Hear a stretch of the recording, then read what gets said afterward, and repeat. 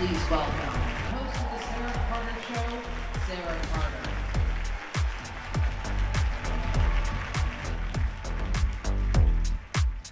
Cpac is about not just the people that we see on stage all the time, but it's about local politicians, local politics, getting to the grassroots level. You're from the great state of Tennessee. Right. I was just up on stage with Senator Marsha Black. I love her. See, you have a real fan, Senator, right here. Talk about the local Republican Party in your neck of the woods. Listen, we have fought hard. We had independents during the recent campaigns that they were trying to take the Republican seats. And so they got mad at me because I stood up to call them a scam alert because they were trying to use the Republican logo to say that they were Republicans. Well, if you are a Republican, well, say it. You get what I'm saying? If you Don't act like an independent, act and like then come on in. Come on. They want to come in and they want to split the vote, right? That's right. They were trying to split the votes. But we stood up, and every last one of our Republican candidates won. We were able to raise enough money, almost nearly $500,000. Oh, Yes. on the local level, that's On the huge. local level, let me tell you, every last one of our candidates, we were able to give them funding for their campaign. This is so incredible. This is what I'm talking about. This is what I talk about on the podcast when I say all the time, it's up to you, the American people. You have to hold your lawmakers accountable and you have to get involved. If you want, a strong, conservative, hands-off kind of government, the kind that Cheryl That's right. is doing That's there right. in Tennessee, you have to donate. You have to get involved in your local politics, and then you can't complain about it later if you're not doing anything, That's right? right. That's right. Is there any advice that you would give based on your success, that people across the country could take and learn from? Understand the mission. For the county party chairman, the county party mission is to raise funds for their candidates, increase membership, and support and get new members, right? So that is our mission. Understanding the mission, then when everything people are coming at you, no matter what, when you understand who you are, you can stand strong and tall and proud because you know what your mission is and you stay focused on the mission and you don't waver from that. Wow, that is an awesome lesson. Cheryl, thank you so much. Thank you. Again, it feels like a family reunion, right? I don't know about the Rabbi if he feels that way about me, but I feel that way about him.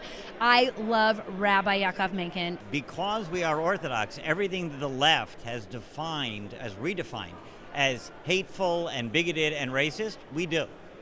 How did it happen that the left took literally what were basic conservative values, flip that upside down on its head and turn it against us like it's like we're the bad guys? Well, it happened a piece at a time, obviously, but they're really doing a teardown on the Bible. It's like, how many genders are there? Well, the Bible's very clear that there's male and female, both created by God. And then along they come and say, well, that's bigoted. And if you say that life is sacred, oh, that means you're a misogynist. And if you say that a marriage is between a man and a woman, oh, that's disgusting. Like everything that we do, one thing at a time, they just redefine as hateful. You go back and you look, it's like there is a reason why traditional Christians and traditional Jews are on the same page for these issues, because we got them from the same place. It's obvious. I like to joke that, what we call Judeo-Christian ethics? Cultural appropriation. I don't know. That's so great. Because cultural appropriation is a good thing. We want people. There's no hope for America if we don't, and no hope for humanity if we don't learn from other cultures. The same left that was telling us to be multicultural 15 years ago is calling it cultural appropriation to learn from other cultures today. That's terrible. We want the spread of good ideas. That's right. That's why, what the founding fathers called Judeo-Christian, because the Christian world took it and spread it out to Christian communities in the same way that it was in Jewish communities, and that brought us all to a better place. Any advice for all of my listeners on the upcoming 2024 election from the perspective of a rabbi? Vote your values. That's really the answer. You're always going to find, in a general election in particular, a binary choice. It's either A or B.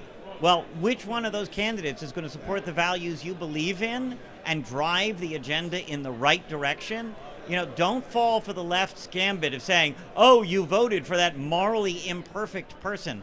I've never seen God on the ballot yet, and the Messiah on the ballot. When it happens, we'll vote for him, okay? But in the meantime, I'm going to vote for the better of the two choices. And, in that case, if you vote your values, you're going to help move America in the right direction.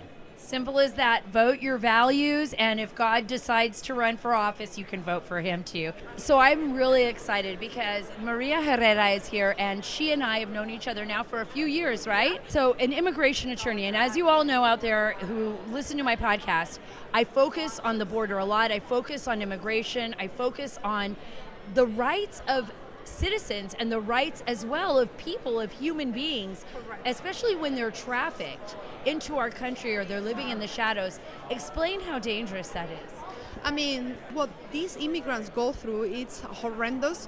I went to Mexico, I teach in Mexico, and you can talk to them. Victims of human trafficking can tell you how these people rape them, how they kidnap their kids, and how basically they stole their passports, and they just make them believe that there is no other way, legal way, to come to the U.S.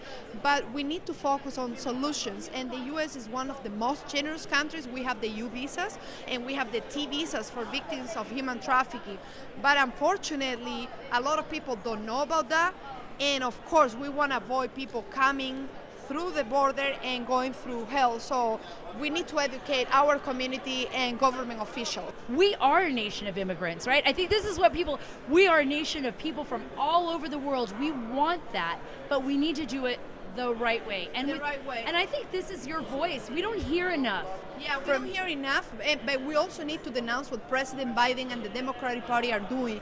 Just by sitting on the same table with the Cuban regime, with the worst dictators in the region, we're basically just accepting their terms and conditions to bring more people. People want to stay in their country. People don't want to immigrate and be being trafficked, across 7 nations. So we cannot negotiate the freedom of people from Cuba. We need to tell them, hey, you need to, liberate Cuban prisoners, political prisoners, and if they come here, they're going to come here the legal way, and you don't set the conditions. So President Biden is doing the opposite, and that's what we need to do. We cannot talk to Maduro or Diaz-Canel. Right. We need to denounce them and set the conditions. The Republican Party needs to own this. This is about human rights. This is about people, and it's about us. I mean, really, this is about America, right? Yeah, we need to save America. We cannot accept more human traffickers, more drug dealers, because at the end, I live in Miami. You see a lot of people denouncing that the same people that were paroling were the ones imprisoning Cuban citizens. So that's happening, and we don't do anything to stop that. So we cannot have an open border policy. We need law and order, and we need to help people who have been persecuted. So that's the right message. Thank you, María. I'm so Absolutely. happy to see you. I mean, do you feel like our nation just was turned upside down and now things are slowly starting to get back to normal, or do you feel like we're still in a transition? Because I sometimes feel like I live in an upside down world. I feel the same way. I mean, COVID did everything wrong. We did everything wrong. We should have never done any of this stuff. We should have stood up and we should have fought against our churches. How can you not go to church? But you can have a marijuana dispensary. I get all the weed I want, but I can't go pray to God. Right. Politics is local. So first you got to get your city councils, and you got to get your school boards, and you got to get your assembly, and your senate, and you have to have a governor at the top that really cares about the state of California. We don't have any water, and look at what's happening with all this rain we've had. They've said, never in the history of California has there been so much rain in one specific time period. Landslides, that's got to be a big worry too right now. Everything is right now, and the governor's doing nothing about it. He's not doing anything to keep that water in. We knew We need more dams. He's closing dams instead of building dams. No, he's actually eating at the French Laundry and spending tens of thousands of dollars and then laughing at all us little people. Exactly. So we want him to run for whatever he wants to run for, but thank goodness he can't run for governor anymore. So we're glad about that. Do you feel like, ugh, we got so much work to do, my gosh? We have a lot of work to do, but one of the things that everybody misses is the minorities. There is no one has more family values and more Republican values than Hispanics. Yes, yes, yes. I say this all the time. It's family, faith, values, you know, that Hispanic and work ethic. We cannot ignore the Hispanic community, the fastest growing community in our nation, and literally the most important community, I believe, for the upcoming election. Every mom and dad have the same issues. They want to have a good place for their children to grow up without CRT, without teaching them trans stuff and all that other stuff.